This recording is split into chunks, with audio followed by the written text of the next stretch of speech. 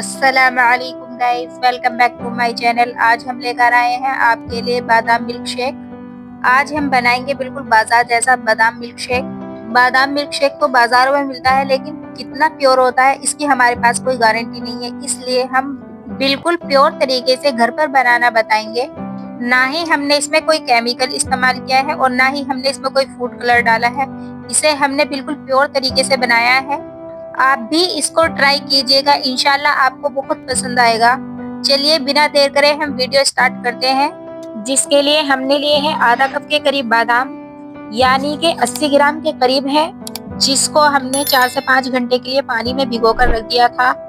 अब हम सभी बादामों का छिलका उतारेंगे।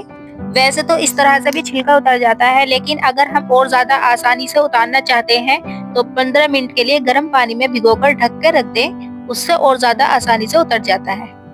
ये देखिए बादामों का छिलका आसानी से उतर रहा है। इसी तरह से हम सारे बादामों को छील कर रख लेंगे। बादाम हमारे छिल गए हैं। अब हम इसमें 2 तरह के ड्राई फ्रूट और लेंगे। कुछ हमने पिस्ते लिए हैं और कुछ काजू लिए हैं। इसमें कई तरह के ड्राई फ्रूट्स नहीं डलते, बस इसमें काजू और पिस्ते बादाम ही डलते हैं। एक मिक्सी का जार लेंगे और उसमें सारे ड्राई फ्रूट्स डाल देंगे। ड्राई फ्रूट्स डालने के बाद हम पीसने के लिए इसमें थोड़ा दूध डालेंगे। हमने यहाँ पर पीसने के लिए पानी का नहीं, दूध का इस्तेमाल किया है, क्योंकि दूध डालने से बादाम मिक्सचर ज्यादा अच्छा बनता है। चलिए अब हम इसको पीस लेते हैं। इसको हम तकरीबन 1.5-2 मिनट के करीब पीसेंगे, क्योंकि इस तरह से पीसने से हमारा मिक्सचर बिल्कुल फूला फूला बनेगा।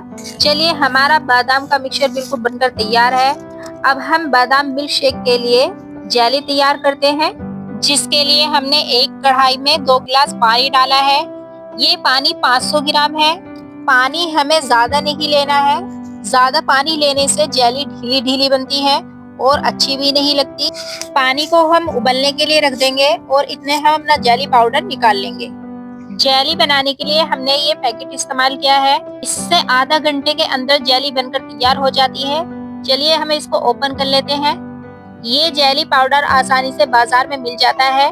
इसका हम घोल बनाकर नहीं डालेंगे, बल्कि इसको ऐसे ही निकालकर हम पानी में डाल देंगे। इस डब्बे के अंदर 2 पैकेट हैं, लेकिन किसी के अंदर एक भी निकलता है।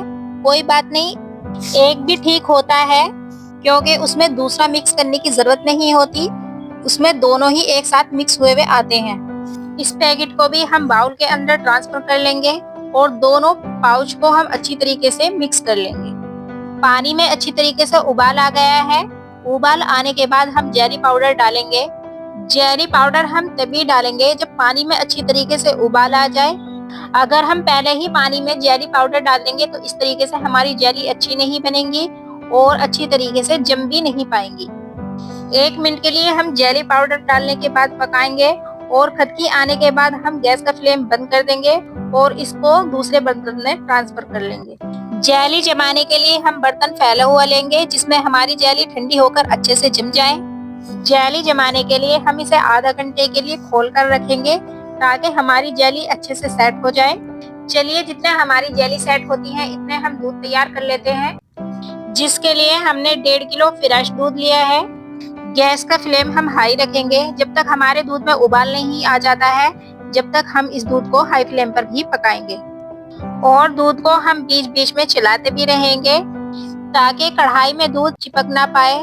जितने हमारा दूध पक रहा है इतने हम कस्टर्ड पाउडर का घोल तैयार कर लेते हैं। घोल तैयार करने के लिए हमने एक बाउल में थोड़ा दूध लिया है और उसमें 4 चम्मच के करीब हम कस्टर्ड पाउडर डालेंगे। कस्टर्ड पाउडर हमने वनीला का लिया है, इससे खुशबू ज्यादा अच्छी आती है। अगर आप बादाम मिल्क शेक येलो कलर का बनाना चाहते हैं तो आप इसमें येलो फूड कलर भी इस्तेमाल कर सकते हैं। ये बिल्कुल ऑप्शनल है, अगर आप चाहें तो इसको स्किप भी कर सकते हैं।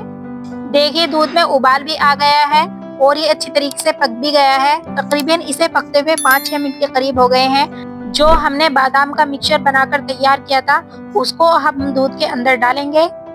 थोड़ा बादाम का मिक्सचर चिपका हुआ जार के अंदर रह गया था, उसके लिए हम जार में थोड़ा दूध डालेंगे और उसको हिलाकर अच्छी तरीके से वापस कढ़ाई के अंदर ही डाल देंगे। इस तरीके से जार में जो चिपका हुआ मिक्सचर था वो सारा कढ़ाई में ही वापस चला जाएगा। बादाम का मिक्सचर डालने के बाद हम इसको थोड़ा पकाएंगे। तकरीबन 3-4 मिनट के लिए। फिर उसके बाद जो हमने कस्टर्ड पाउडर का घोल बनाकर रखा था उसको भी डाल देंगे।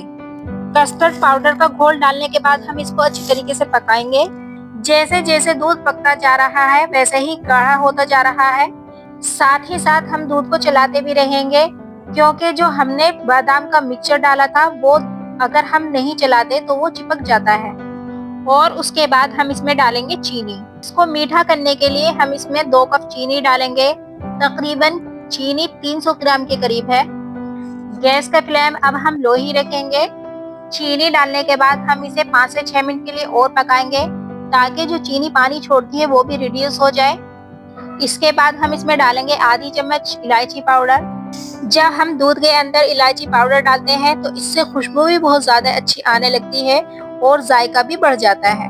इसके बाद हम इसमें कुछ धागे केसर के डाल देंगे, इससे खुशबू भी अच्छी आएगी और इससे बादाम मिल्क शेक का कलर भी अच्छा आएगा।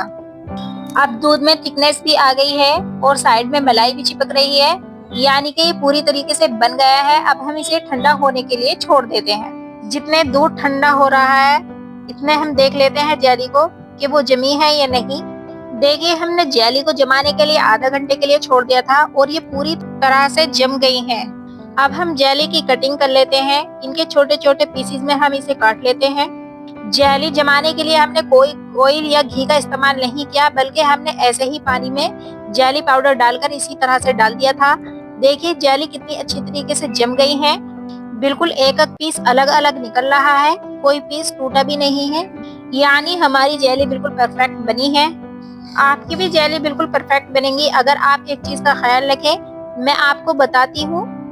आपको करना ये है कि जेली पाउडर के डब्बे पर जो तरीका जेली बनाने का बताया गया है उसमें जो पानी की क्वांटिटी बताई गई है उससे थोड़ा कम पानी लीजिएगा आप। इस तरीके से जेली बहुत ज्यादा अच्छी बनेगी और ढीली ढीली जेली नहीं बनेगी। सारी जेली हमने काट कर रख ली है और दूध भी ठंडा हो गया है। हमने गैस का फ्लेम बंद करके इसे ठंडा होने के लिए छोड़ दिया था। ये ऐसे भी गाढ़ा हो गया है, लेकिन जब हम इसे फ्रीज में और चिल्ड होने के लिए रखेंगे तो ये और ज्यादा गाढ़ा हो जाएगा। जो हमने जेली के पीसेस काटे थे वो भी हम दूध के अंदर ही डाल देंगे। ऊपर से हम इसमें चॉप ड्राई फ्रूट डाल देंगे। ड्राई फ्रूट्स में काजू बादाम पिस्ते हैं और कुछ केसर के धागे भी डालेंगे। अब हम इसे ठंडा होने के लिए 3-4 घंटे के लिए फ्रीज में रख देंगे। देखिए, हमने इसे 3 से 4 घंटे के लिए फ्रीज में ठंडा होने के लिए रख दिया था। ये बहुत अच्छी तरीके से चिल्ड भी हो गया है और गाढ़ा भी हो गया है। अब हम इसे सर्व करने के लिए गिलासों में निकाल लेते हैं और ऊपर से थोड़ी डेकोरेशन भी कर लेते हैं। यहाँ पर मैं आपको एक बात बता दूं, जो दूध को मीठा करने के लिए हमने चीनी डाली थी उसकी जगह आप यहाँ पर खांड का भी इस्तेमाल कर सकते हैं, मिश्री का भी इस्तेमाल कर सकते हैं। याद रहे कि मिश्री धागे वाली होनी चाहिए। चाहे तो आप गुड़ का इस्तेमाल कर ले, लेकिन गुड़ से जायका बदल जाता है। अब हम ऊपर से चॉप किए हुए ड्राई फ्रूट डालेंगे। यहाँ पर भी हमने काजू बादाम पिस्ते ही लिए हैं। अगर आप इसको सुबह में नाश्ते में इस्तेमाल करना चाहते हैं तो रात को इसे बनाकर रख दीजिएगा, ठंडा होने के लिए फ्रीज में रखिएगा।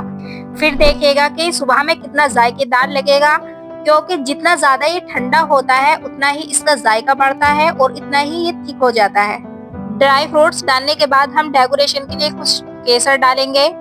बादाम मिल्क शेक बनकर पूरी तरह से तैयार है। अब आप इसको सर्व कर सकते हैं। माशाल्लाह, बादाम मिल्क शेक बहुत टेस्टी बना है और ये बहुत ज्यादा जायकेदार भी है। आप इसे एक बार जरूर ट्राई कीजिएगा, देखिएगा आपको बहुत ज्यादा पसंद आएगा और ये आपका फेवरेट भी बन जाएगा। वीडियो अच्छी लगे तो लाइक कीजिएगा, शेयर कीजिएगा और सब्सक्राइब करना ना भूलिएगा। चलिए मिलते हैं नेक्स्ट वीडियो में। अल्लाह हाफिज।